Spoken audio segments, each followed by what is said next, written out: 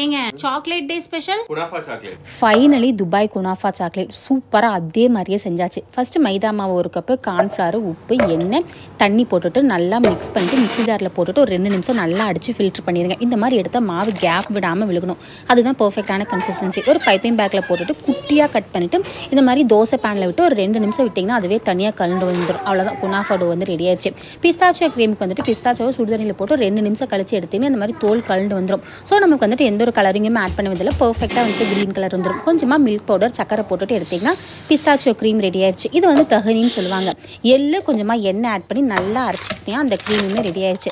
Milk chocolate வாங்கிட்டு இந்த மாதிரி நல்லா கட் பண்ணிட்டு ஒரு பெரிய கியூப் பட்டர் ஆட் பண்ணி நல்லா வந்துட்டு மெல்ட் பண்ணி எடுத்துருங்க. இந்த மாதிரி நல்லா கிளாஸியாக வரணும். இந்த மாதிரி மோல்டில் வந்துட்டு விட்டுட்டு அந்த எக்ஸ்ட்ராஸ் எல்லாமே ஃபில்டர் பண்ணி எடுத்துருங்க. அப்போ தான் அந்த சாக்லேட் லேயர் வந்து நமக்கு நல்லா மெலிசாக வந்துடும். அந்த குனாஃபா டோவை குட்டி குட்டியாக கட் பண்ணி பட்டரில் வந்து நல்லா மொறுன்னு இந்த மாதிரி ப்ரௌன் கலரில் டோஸ்ட் பண்ணி எடுத்துருங்க.